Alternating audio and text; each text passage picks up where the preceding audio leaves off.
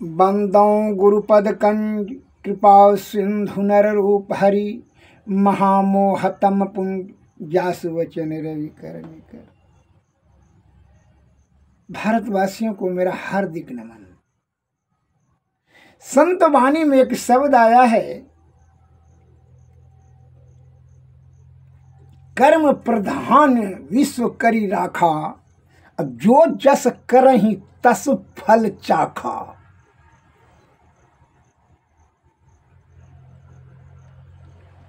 अर्थात कर्म के अनुसार से फल की प्राप्ति होती है। जो जस करहि, जो जैसा जैसा जो कर्म करेगा उसी के अनुरूप उसको फल प्राप्ति होगा।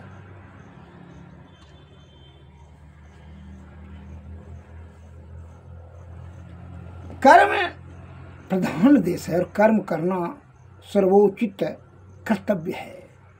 कर्म विहीन होना, मन अकर्मण्यता होना, यह तो ठीक नहीं है किसी भी दृष्टि से।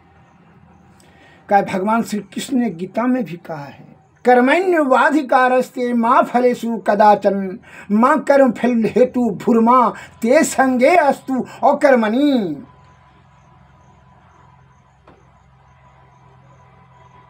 अपने मुखारबिंद से भगवान श्री कृष्ण ने कहा, हे पार्थ, कर्मण्यवाधिकारस्ते मां फलेषु कदाचन, तुम केवल कर्म का करने का अधिकारी हो, फल का चिंता मत कर। फल देने का कार्य प्रकृति का है, अर्थात मेरा है। मां कर्म फल हेतु भूर्मा, फल का चिंता को परित्याग कर, ते संगे अस्तु अकर्मणि, और कर्म फल में आसक्ति भी मत कर कि हम कर्म किए तो इतना हमको फल चाहिए, इसका भी आसक्ति छोड़ दे। अर्थात आसक्ति एक दुर्गुण है। केवल निस्वार्थ भाव से तू कर्म कर, फल तुमको उचित मिल जाएगा।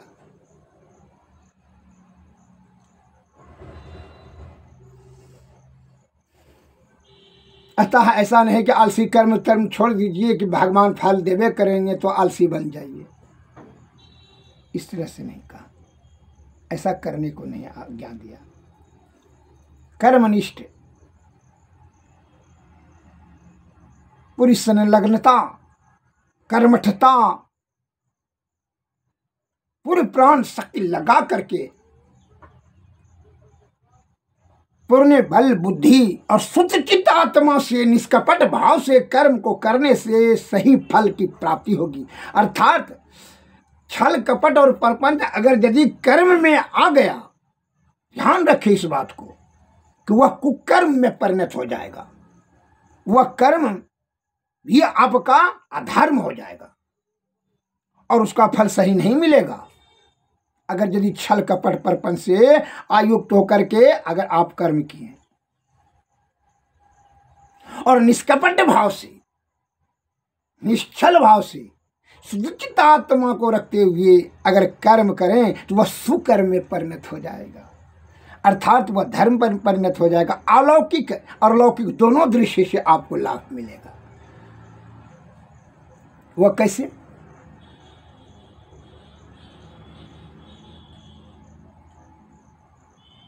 जैसे मैं इस पर आपको एक लघु कथा के माध्यम से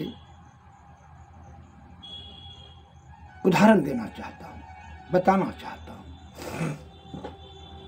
कर्म को 4 भागों में विभक्त कर किया है, गीता में बताया जा रहा है।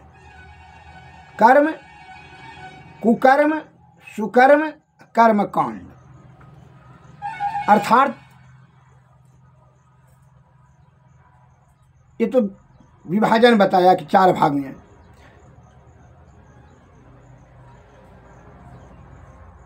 इसका मैं बता रहा हूं कर्म कब कुकर्म में परिणत हो जाएगा। जिसकी चित्तवृत्ति दूषित हो गया, अगर उसको आप मदद किए, सहयोग किए, तो जान लीजिए वह कुकर्म में परिणत हो जाएगा। वो आपका मदद, जैसे उदाहरण दिया, किसी को नशा सेवन कर रहा है और उसको अगर आप हेल्प किए यह सत्य बात है, इसमें जरा संदेह नहीं है कि वह, आप तो जानते हैं उसकी प्रवृत्ति नीचा है, नशा सेवन करेगा, वेश्यावृत्ति करने की प्रवृत्ति है, दूसरे का नुकसान ही करेगा, किसी का वह अहित चाहता है, हिंसा करना चाहता है, और उसको आप उसमें मदद किए तो वह कर्म आप किए हैं, लेकिन क्या समझते हैं वह आप धर्म हो जाएगा, उसका सही परिणाम होगा, सही फल मिले? कदापि नहीं। क्या है कि आप जो दान दिए, मदद रूपी जो दान दिए, पात्र ही गंदा था। बर्तन, जैसे गंदा बर्तन में आप खीर भोजन परोस दिए तो वो खीर भी गंदा होगी। उसी प्रकार आप मदद किए किसको, जिसकी प्रवृत्ति नीचे थी, इसलिए वह कर्म कुकर्म में परिणत हो गया। अब उसका आधा पाप आपको लग जाएगा, वही अधर्म हो जाएगा। अतः कर्म बड़ा सूझबूझ के साथ करना चाहिए, शुद्धचित्त आत्मा से। और वही चीज अगर शुद्धचित्त आत्मा से अगर कर्म करते हैं, जैसे किसी भूखे को, जिसे को अपाहिज को, जो कोई बड़ी भीषण रोग से प्रताड़ित हैं, जो बहुत निर्धन असहाय हैं, विषम परिस्थिति में है, अपार दुख में है, उस आपत्ति काल में अगर यदि आप उसको मदद करते हैं तो वह धर्म में परिणत हो जाएगा। किसी अज्ञानी को आप ज्ञान रूपी दान देते हैं, वह भी धर्म में परिणत होगा।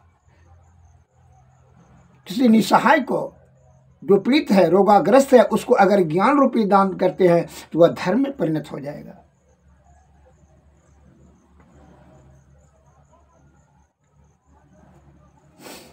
क्या है, वह भाव आपका सही है, इसलिए उसी के अनुरूप फल में वह परिणत होगा, सही कार्य का सही नतीजा होगा।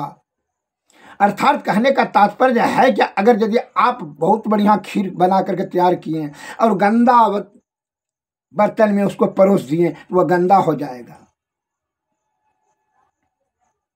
और स्वच्छ और पवित्र बर्तन में रख दिए तो वह खीर खाने के योग्य रह गया, वह खाने से शक्ति में परिवर्धन होगा, सही भोज्य पदार्थ के गिनती में आएगा, उससे खाना से तृप्ति मिलेगी। लेकिन वही गंदा चीज में वह जो है बैक्टीरिया आयुक्त हो जाएगा, अर्थात तो रोग फैला देगा। गंदा बर्तन में दे दिए तो वही हुआ कर्म का। इस बात का परीक्षण आपको आत्मा से, शुद्धचित्त आत्मा में ही आपको वहाँ विचार कर लेना चाहिए, तभी वह कर्म की ओर अग्रसर होना चाहिए। यही न्यायचित्त यथोचित विचार आपका रहेगा। अतः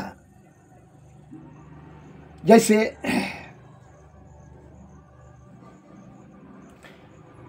आपका कर्म किस गति में, ये तो आप अच्छी तरीक़ा से समझ गए कि कर्म जो है पात्र के आधार पर जो है विषम परिस्थिति में कर्म कुकर्म हो जाता है, अर्थात अधर्म में परिणत हो जाता है। और वो कभी जो है सही निष्कपट भाव से अगर यदि कर्म किया जाए, निश्चल भाव से, तो वही जो है अधर्म में परिणत हो जाता है। जैसे उदाहरण लिया जाए कि एक डाकू ने, मैं उपमा दे रहा हूँ, एक डाकू ने किसी को चाकू मार दिया पेट में, उसका धन छीनने के लिए।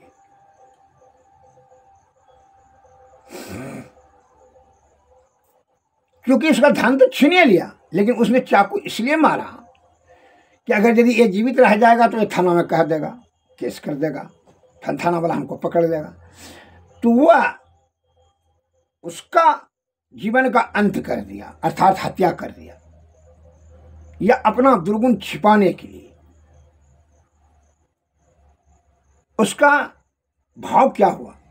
काम तो वह कार्य एक ही है, और डॉक्टर ने किसी का पेट फाड़ दिया ऑपरेशन करने के लिए,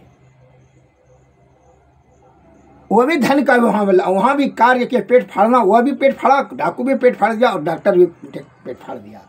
लेकिन भाव में भली भिन्नता है, कार्य तो दोनों का एक ही हो रहा है, वो भी पेट फाड़ना, ये भी पेट फाड़ा, पेट फाड़ने का कर्म कर रहा है दोनों, लेकिन उसका भाव में भिन्नता है। उसका भाव है कि वह मार ही देने की चेष्टा से कि जो कि वह मर जाए थानों में वो कहे नहीं।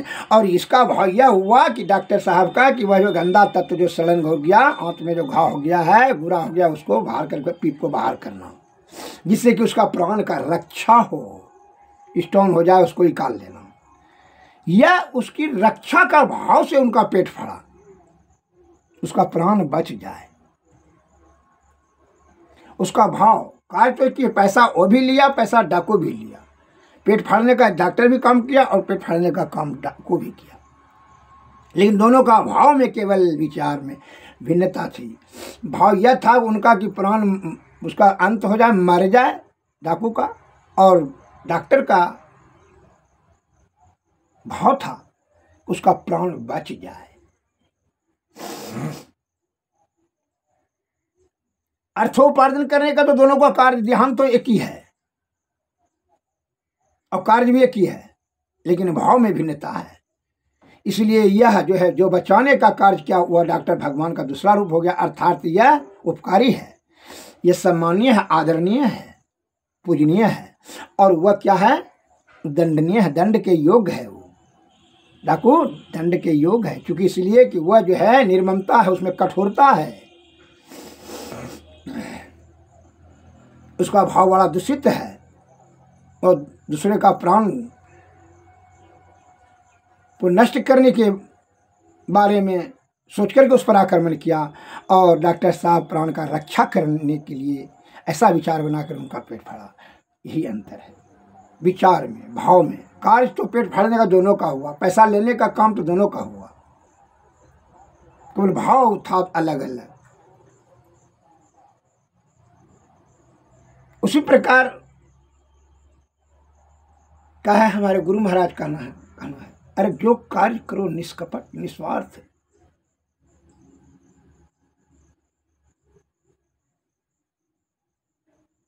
परमार्थ के भाव से, जिससे क्या होगा, श्रद्धा युक्त होकर के, ज्ञान को लुका छिपी करके नहीं, उदार चरित्र से, तब उसमें क्या होगा, अत्यंत अलौकिक लाभ मिलेगा। लौकिक और अलौकिक दोनों में लाभ ही लाभ है, उसका वर्णन नहीं किया जा सकता है।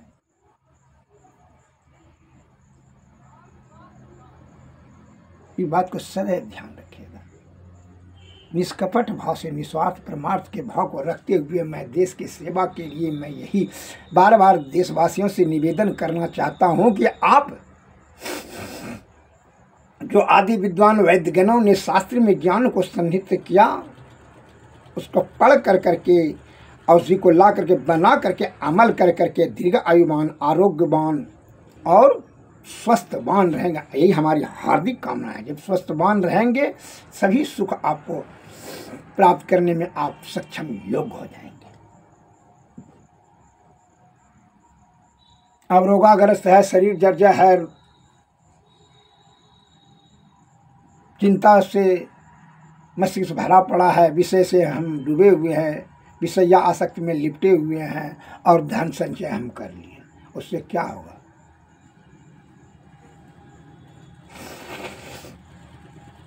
चरक महाराज ने भी कहा था, उनको जब प्रश्न किए, आयुर्वेद के जो उद्भट विद्वान उनसे प्रश्न किए कि भगवान गुरुदेव आचार्य महोदय कि निरोग अर्थात रोग किसे कहते हैं और निरोग किसे कहते हैं और सुखी किसे कहते हैं और दुखी किसे कहते हैं। ये चारों प्रश्नों का एक ही वाक्य में जवाब दे दिए चरक महाराज, जो कि आयुर्वेद के उद्भट विद्वान से चरक संहिता उन्होंने ही वर्णित किए हैं।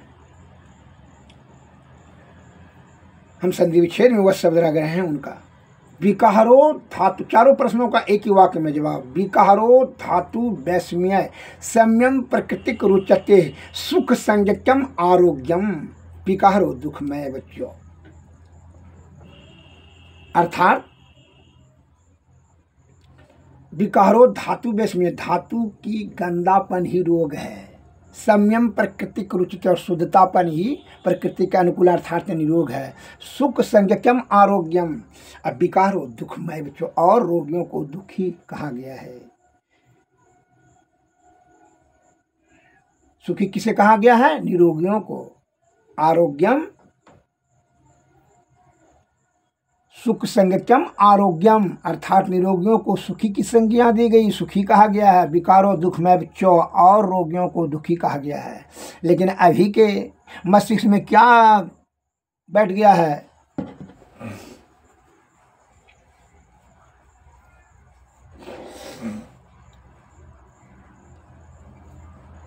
कि सुख संज्ञकम धनाढ्यम, धन से सुख समृद्धि मिलता है। ऐसा गलत बात है। विलासता पर वस्तुएं बढ़ाई जा सकती है जिससे कि विषया आसक्त हो जाएगा।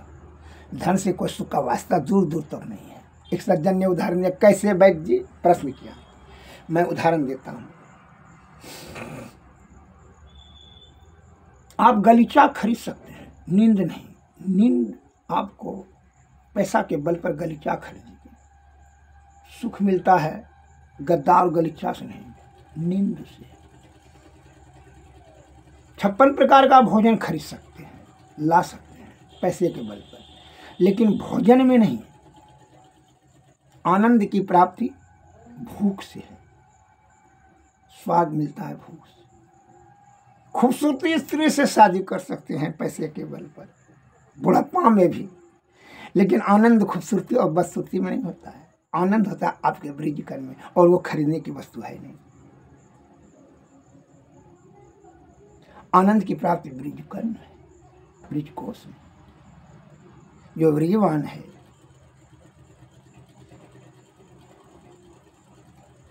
इसलिए उसे ही सुखी अर्थात कहा जाएगा, या सुखी उसी, सुख उसी को होगा। इस बात से आपको मैं उदाहरण दिया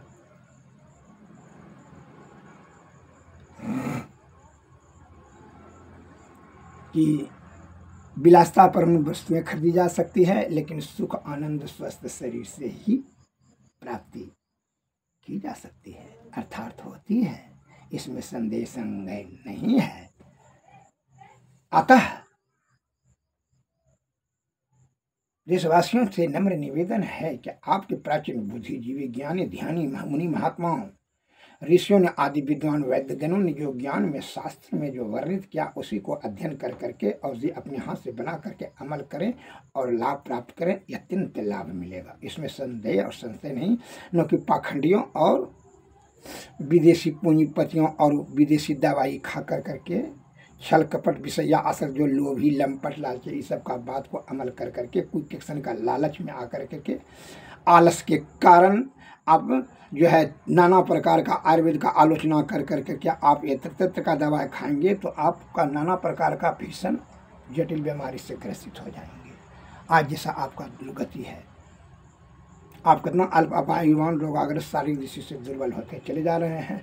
नाना प्रकार घर घर में चीनी रोग, बीपी रोग, कोरोना, कैंसर, आँख का पावर कम हो गया, इम्यूनिटी पावर कम हो गया, सब घटा से मनुष्य जाति को हो रहा है। का ढेर बुद्धि लगा रहा है। और 84 लाख जीव में तो बहुत, दूसरे जीव को कुछ नहीं, लेकिन आपको विस्तृत रूप से जानकारी प्राप्त करनी है तो मैं आप सज्जनों को आप मोबाइल से संपर्क साधें।